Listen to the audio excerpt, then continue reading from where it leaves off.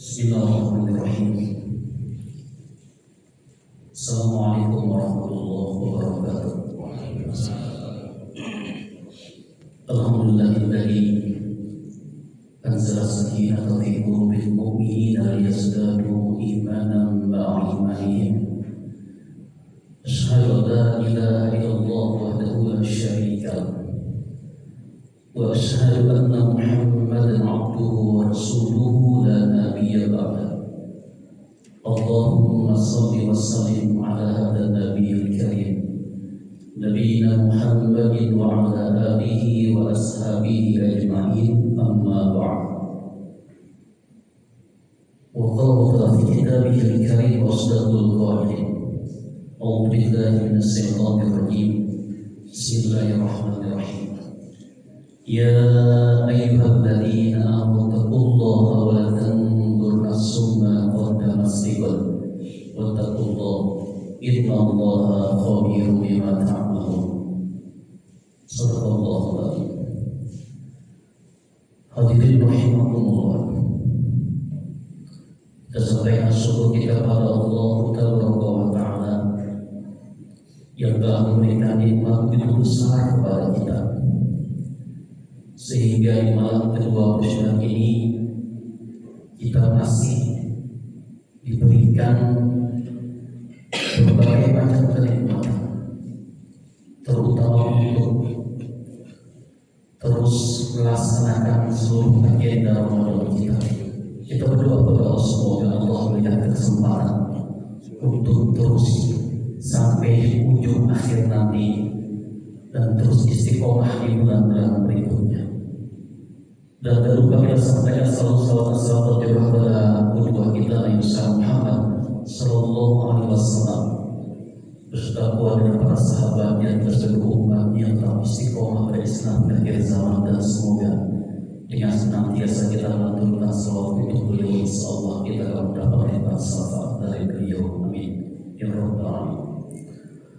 Hadirin rahimakumullah, ketika ditanyakan kepada kita siapakah orang yang cerdas itu,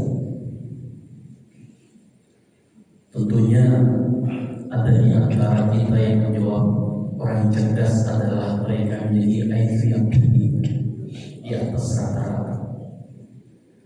Tapi juga ada yang menjawab mereka yang selalu unggul dalam dunia pendidikan, bisnis dan lain sebagainya. Namun apa kata Rasulullah SAW tentang definisi orang cerdas? Al-kaisu man dana nafsahu wa amila lima ba'dal maut. Rasulullah menggambarkan orang yang cerdas itu adalah orang yang selalu bermuhasabah dan orang-orang yang menyiapkan diri, menyiapkan bekal untuk hidup setelah kematian. Hadirin rahimakumullah, rawahu Tirmidzi. Dari hadis ini ternyata minimal ada dua persiapan kita untuk menjadi orang yang cerdas versi Islam. Yang pertama bermuhasabah, dan yang kedua adalah menyiapkan bekal untuk kehidupan kita setelah kematian. Dari sini kita juga tahu bahwasanya ternyata ada kehidupan setelah kematian. Setelah kita wafat, itulah sebenarnya kehidupan yang sebenarnya.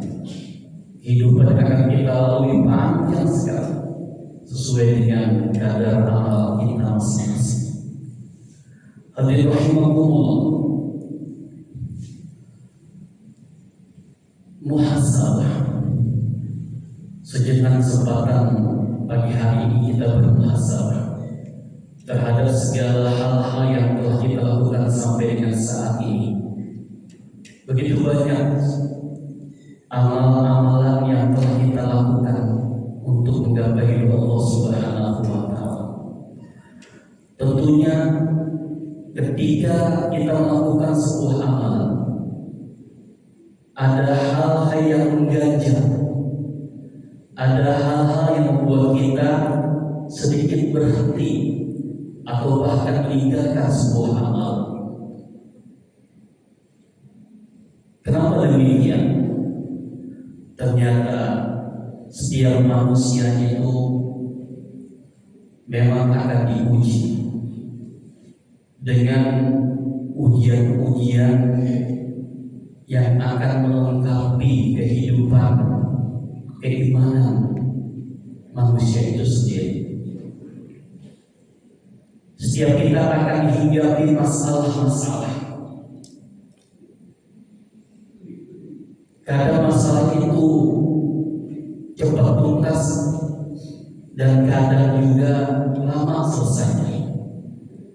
Namun yang pasti dalam kehidupan kita, setiap masalah-masalah itu terjadi, selesai dan akan muncul masalah-masalah baru.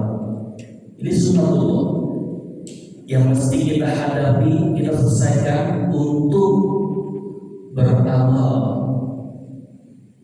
untuk menyiapkan amal-amal kita untuk kehidupan setelah kematian kita.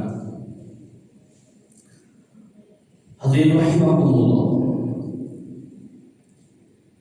sejenak kita mengenal tentang masalah-masalah yang menimpa diri kita, kaum muslimin khususnya. Ulama membagi masalah menjadi 4 dan juga memberikan solusi 4. Arba'atu masyakil wa arba'atu huduli. Ada 4 masalah dan juga 4 solusinya. Masya Allah.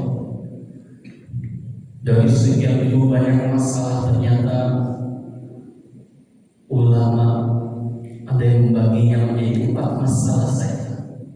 Kita lihat 4 masalah ini yang kadang sering timbul pada kita, dan ulama juga memberikan solusinya, tentu dengan Quran dan Sunnah sebagai pegangan kita. Yang pertama, hadirin sekalian, idza tulita bisyahawat, jika kita diuji dengan syahwat dan hawa nafsu, faraji hifadhuka 'ala shalawat, maka periksalah kembali sholat kita. Rahimahullah, masalah yang sering timbul kadang pada kita itu terkait dengan syahwat dan hawa nafsu. Ternyata Allah menemukan masalah ini dan juga memberikan solusinya. Faraji 'ala shalawat, cek kembali, periksa kembali dengan sholat kita. Maka ketika kita ada masalah, ketika masalah itu timbul, maka bisa dipastikan ada masalah dengan sholat kita. Fakhalafa min ba'dihim khalfun adha'u shalah wa taba'u shahawat fasawfa yalqawna ghayya. Kemudian datanglah setelah mereka mengganti yang mengabaikan sholat dan mengikuti keinginannya, maka mereka kelak akan tersesat. Surah Maryam ayat 29. Ini yang pertama, masalah yang pertama. Jika kita diuji dengan syahwat dan hawa nafsu, maka cek kembali, periksa kembali dengan sholat kita. Yang kedua, idza ahsasa bil qaswati was-su'il khalqi was-saqa'i wa 'adami tawfiq, jika Anda merasa keras hati, berperangai buruk atau akhlak buruk, sial, sengsara, dan tidak ada kemudahan dalam kehidupan kita, faraji ala qadika wa birrika bi ummika, maka periksa kembali hubunganmu dengan ibumu dan baktimu kepadanya. Rahimahullah, karena dalam keseharian kita masih ada kita miliki perangai tercela, atau mungkin ada kesulitan dalam hidup, tidak ada kemudahan dalam aktivitas kita, atau mungkin dalam kondisi sengsara atau sial. maka bisa dipastikan ternyata ada masalah dengan bakti kita kepada ibu kita. Mari ketika masalah timbul, temui ibu kita masing-masing, mohon doa setuju dan maafnya kepada dia. Jika mereka sudah wafat, doakan ke mereka dan berinfaklah untuk mereka. Semoga itu menjadi bahan kemudahan untuk kita masuk aktivitas kita berikutnya. Wa barram bi walidati wa lam yaj'alni jabbaran syaqiyya, dan berbakti kepada ibuku dan dia menjadikan aku seorang yang sombong lagi celaka. Surah Maryam ayat 32. Berikutnya yang ketiga, idza sa'ata bil itti'abi wa tayyi wa taghi fi 'aisi,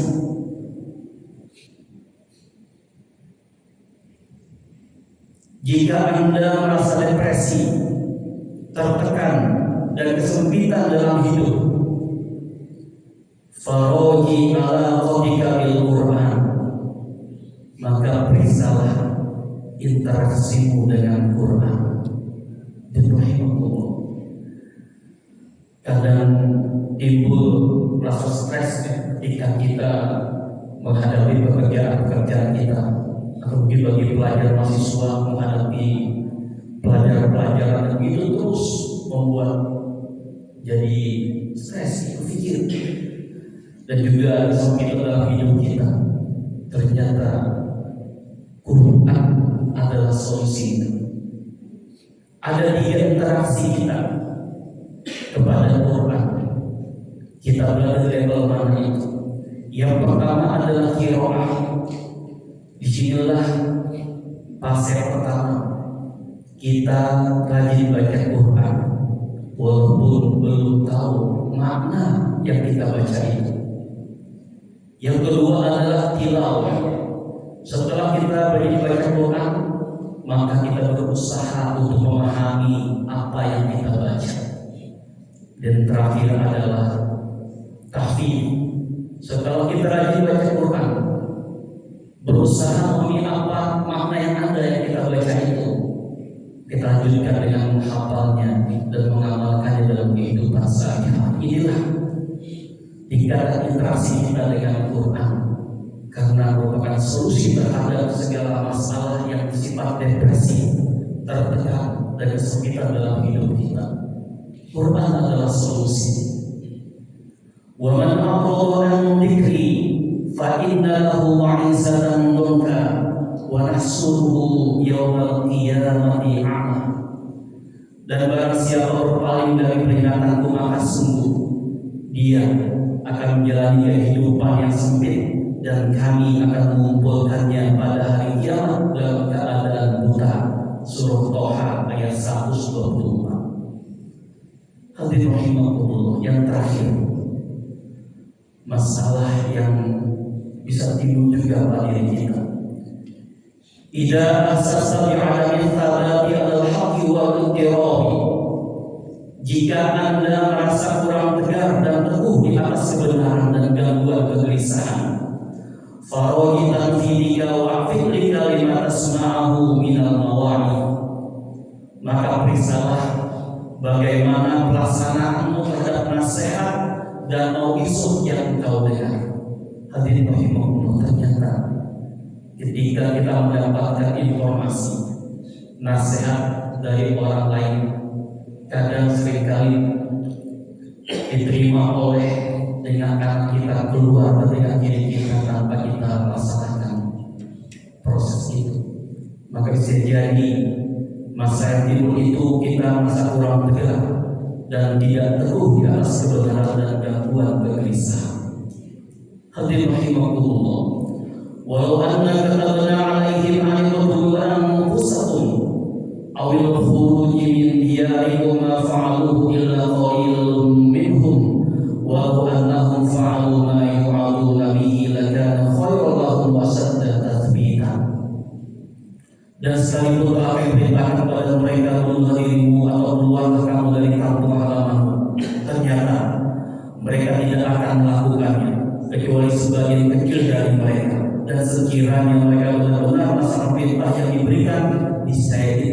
baik bagi mereka dan lebih menguatkan iman mereka. Surah An-Nisa ayat 66. Hadirin rahimakumullah, inilah masalah yang diberi kasih oleh ulama kita yang akan menimpa kita. Dari sekian masalah, ulama kita mempersempitnya dengan 4 hal ini.